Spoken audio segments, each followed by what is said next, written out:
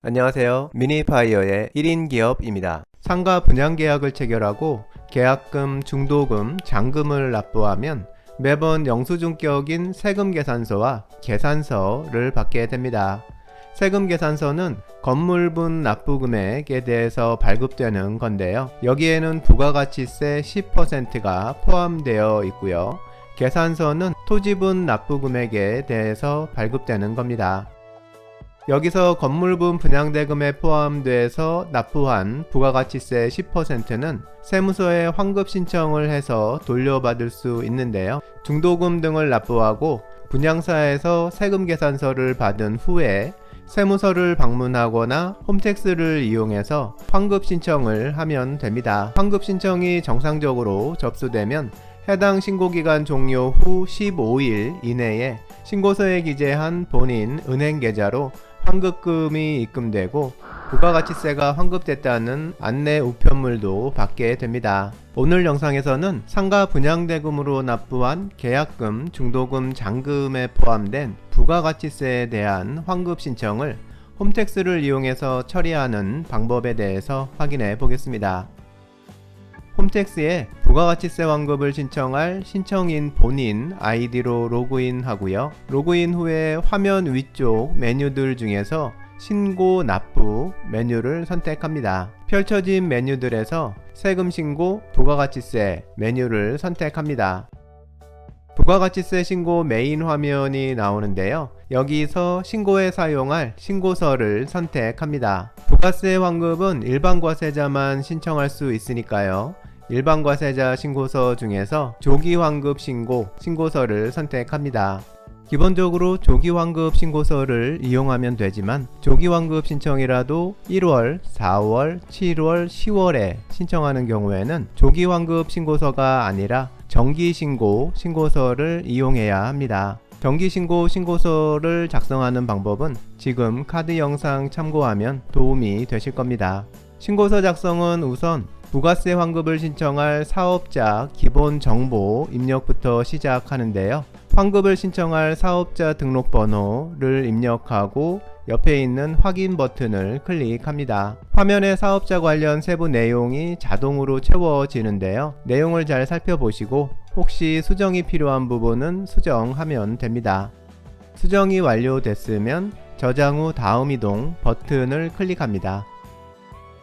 이번 화면에서는 이번 신고서에서 작성할 서식들을 선택합니다.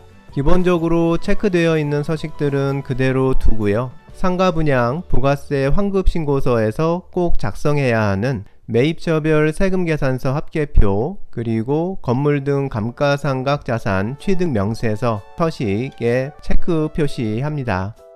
화면을 아래로 내려보면 전자신고 세액공제 서식이 있는데요. 이 서식은 체크 표시가 되지 않습니다. 전자신고 세액공제는 1월, 7월에 하는 부가가치세 확정신고에만 적용이 가능하고 조기환급 신고에는 적용되지 않기 때문입니다. 다음 단계로 이동하고요. 이제 환급 신청할 내용을 입력하는 화면인데요. 신규 분양상가 조기환급 신청 때는 과세표준 및 매출세액 그리고 과세표준 명세는 그냥 넘어가면 되고요. 그 아래에 있는 매입세액 부분으로 바로 이동합니다. 매입세액에서는 세금계산서 수취분 일반 매입 그리고 세금계산서 수취분 고정자산 매입 이 두 부분을 입력할 건데요. 우선 세금계산서 수취분 일반 매입을 입력하기 위해서 작성하기 버튼을 클릭합니다. 화면이 매입처별 세금계산서 합계표 화면으로 바뀌었는데요.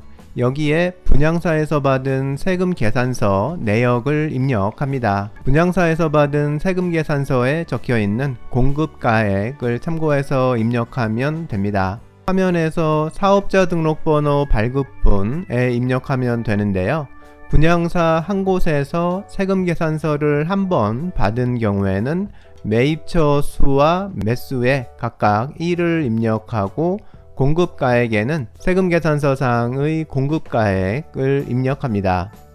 전자세금계산서를 받은 경우에는 전자세금계산서 자료조회 버튼을 클릭해서 신고기간 동안 발급받은 전자세금 계산서 내역을 확인할 수 있으니까 필요한 경우 참고하면 되는데요. 신청할 부가세 환급 내용이 명확한 경우에는 가지고 있는 세금 계산서를 참고해서 직접 입력해도 별 문제 없습니다. 입력이 끝났으면 화면을 아래로 내려서 최종 입력된 합계 금액이 맞는지 확인하고요. 맞으면 입력 완료를 클릭합니다. 방금 입력한 내용이 일반 매입 부분에 등록된 걸 볼 수 있습니다.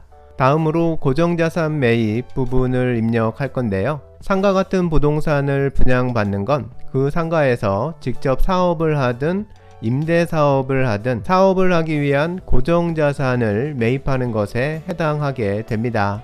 고정자산 매입에 있는 작성하기 버튼을 클릭하고요. 화면이 감가상각자산 취득 내역으로 바뀌고요.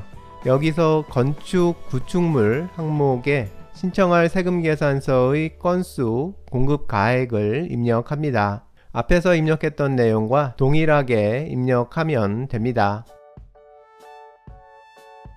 그리고 그 아래에 있는 합계 부분에 세금계산서 수취분 부분에도 동일한 내용을 한 번 더 입력해 주고요.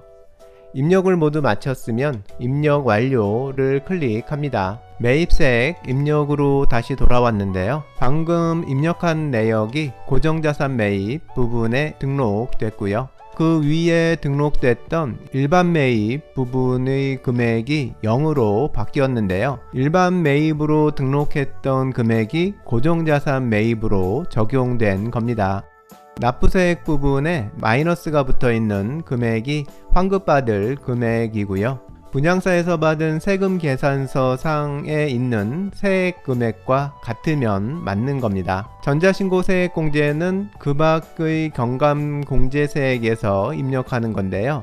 조기환급 신고서를 이용할 때는 입력 항목이 막혀 있는 걸 볼 수 있습니다. 화면을 아래로 내려서 타가감 납부세액에 환급받을 금액이 맞게 표시되는지 확인합니다. 금액에 마이너스가 붙어 있어야 환급받게 되는 거고요. 환급받을 내용이 모두 맞게 등록되어 있으면 다음으로 환급금을 수령할 본인 명의의 은행과 계좌번호를 입력합니다. 은행 정보까지 모두 입력을 완료했으면 신고서 입력 완료 버튼을 클릭하고요. 다음 화면으로 신고서를 제출하기 전에 신고 금액을 마지막으로 확인하는 화면인데요. 매입세액 금액과 차가감 납부세액의 금액이 맞게 입력됐는지, 환급받을 은행과 금액이 맞는지 다시 한번 확인하고요. 모두 맞으면 신고서 제출하기를 클릭합니다. 접수증까지 확인하면 신고가 정상적으로 완료된 겁니다. 오늘은 상가 부가가치세 조기환급 신청을 홈택스로 진행하는 방법에 대해서 확인해 보았습니다.